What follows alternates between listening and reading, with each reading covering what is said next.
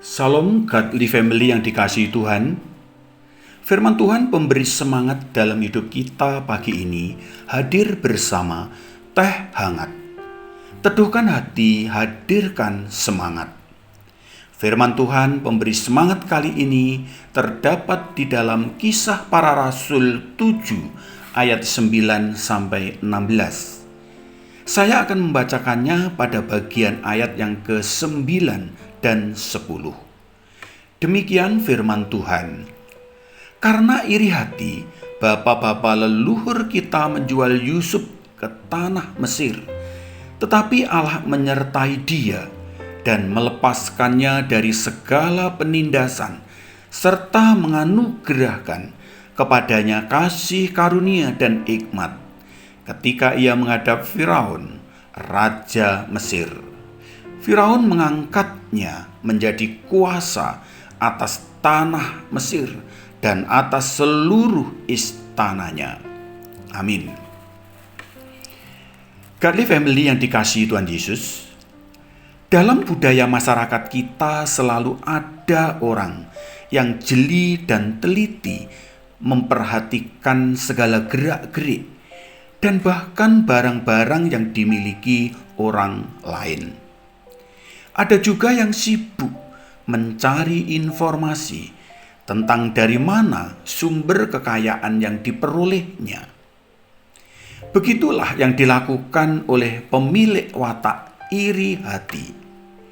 Pemilik watak iri hati memiliki kekhawatiran yang tinggi tentang bagaimana jika orang lain lebih baik, lebih sukses, lebih kaya, atau jadi lebih segala-galanya dari dirinya.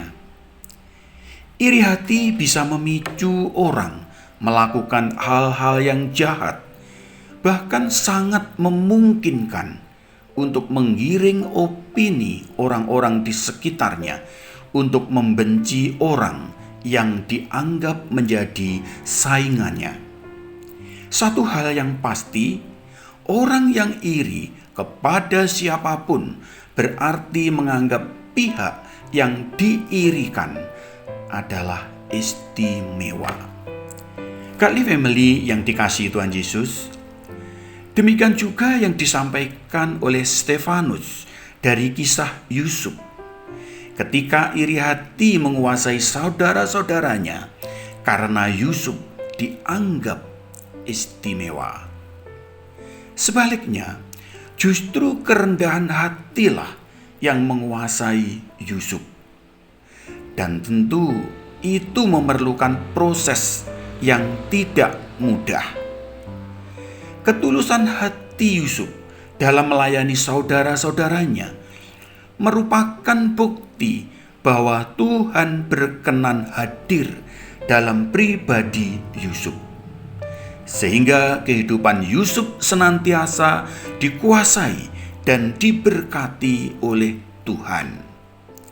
Karena itu, kita perlu hati-hati dan waspada terhadap sikap iri hati dan dengki yang dapat menghancurkan efektivitas kesaksian gereja, serta merusak segala bentuk relasi dalam pekerjaan, bertetangga, keluarga, maupun dalam persekutuan atau berjemaat.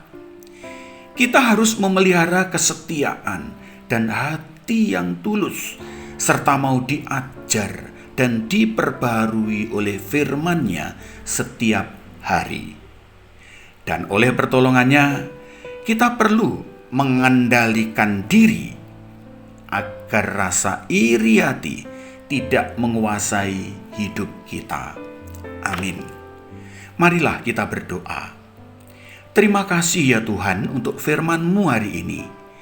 Firman-Mu telah mengajar dan mengingatkan agar kami senantiasa waspada dan hati-hati terhadap sikap iri hati dan dengki. Tolonglah kami ya Tuhan, agar kami dapat mengendalikan diri, sehingga kami tidak hidup dalam kubangan iri hati dan dengki yang seringkali dapat menghancurkan efektivitas kesaksian gereja dan merusak segala bentuk relasi dengan sesama.